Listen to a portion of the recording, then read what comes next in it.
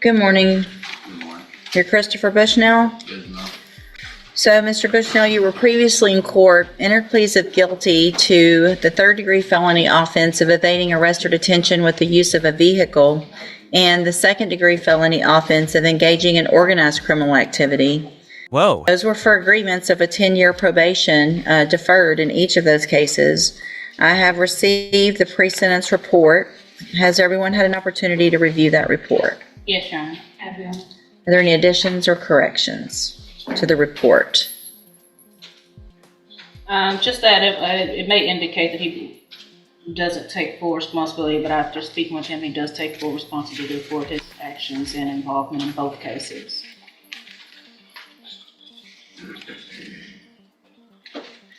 I've also reviewed jail incident reports. Have you both been given a copy of those? Yes, Your Honor. I have. So you're 17 now? Yes, ma'am. December 26th.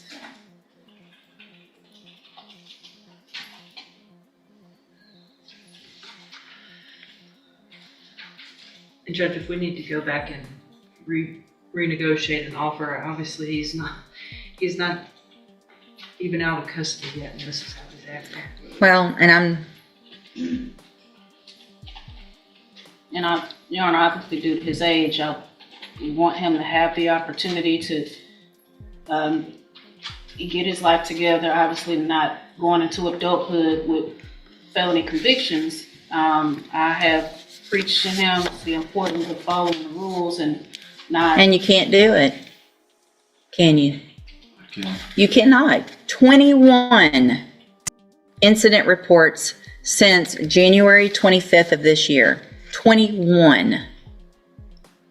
Fighting, calling officers names, stealing food, instigating fights, being a bully to other people in the dorm. Ridiculous. So if you can't follow rules in the jail, what makes you think you're going to come in here and I'm going to say, sure, go be on probation out in our community? After y'all shotgun, I mean, this is serious. I'm tired of the shootings. I'm tired of people, you could have killed somebody. And because you accidentally didn't kill somebody, you get to get a probation. Not today. If I could send you to ISF, I would consider it. I can't. At this point, I'm going to reject the plea agreements. We will set the cases for a review in about 30 days. Let's see where we are, go over his options, y'all talk. If I can always do, upfront time, but we've got to get to a certain point where that would make sense. And so at this time, I'm just going to reset the cases. Again, I'm rejecting these plea agreements. And let me tell you, you get more of these, it's only going to get worse. I'm going to see them. A jury's probably going to see them a jury will see them if you go to trial. And you're going to end up in prison for up to 20 years because you can't follow the rules in our jail and you're acting like a little punk.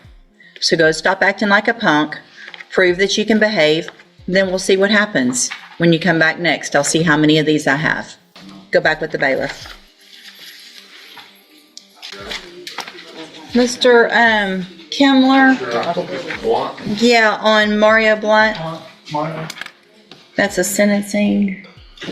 Judge, I've spoken to the probation officer who's here, and I'm just going to ask the court to follow her recommendation. The one allegation that would have been proved up is a misdemeanor assault from last year that was never filed by the police department. Okay. It looks like we don't need to proceed on that. So it looks like the recommendation is substance abuse. ISS, or substance abuse ISS. Well, it actually says substance abuse cognitive, and we can't do both. So Is there one more than the other? Understanding that the problems are both cognitive and drug related. In your opinion, what do you think is best? Cognitive first with JCBI aftercare. okay, that would make sense. And so that would be I understand this isn't an agreement, I don't think, but this is what we're asking the court to do based on the pleas that have been entered in the probation's report. I guess you're on the record. Mm-hmm. In talking with Mr. Blunt, I think that he will do, obviously he's not going to refuse ISF. He was going to suggest that he's using, or has used marijuana or THC in the past to cope with anxiety issues in lieu of ISF to perhaps try to pursue something through MHMR. Well, he didn't just use THC, he also used methamphetamine, and I'm pretty sure that's not very good for anxiety. Well, he's not contesting ISF. Yeah. So, Mr. Blunt, you're on probation for an extremely serious offense. I could be sending you to prison today for a very long time for violating your probation.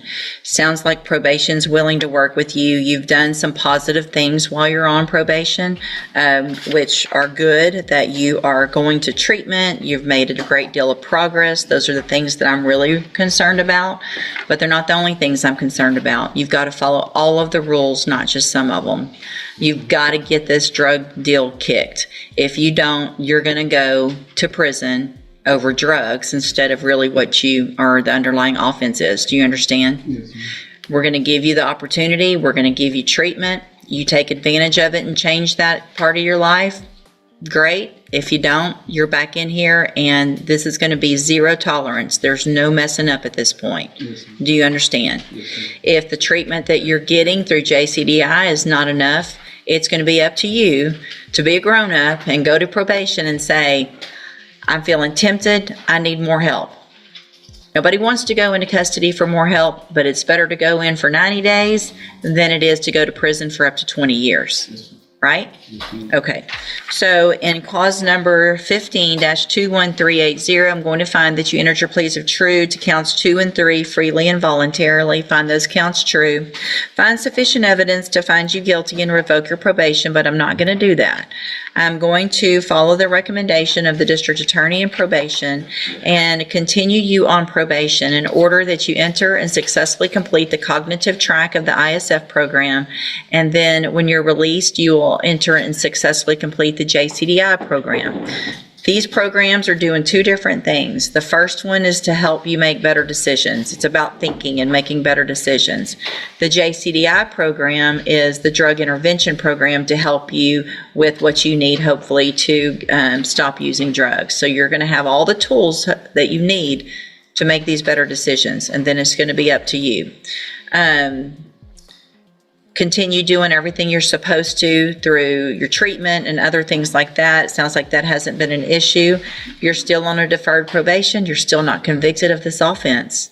If you're back in here again, in all likelihood, you will be convicted and you will be going to prison for a very long time. Do you understand? Yes, ma'am. All right. Good luck to you, sir. Thank you. Thank you, Your Honor.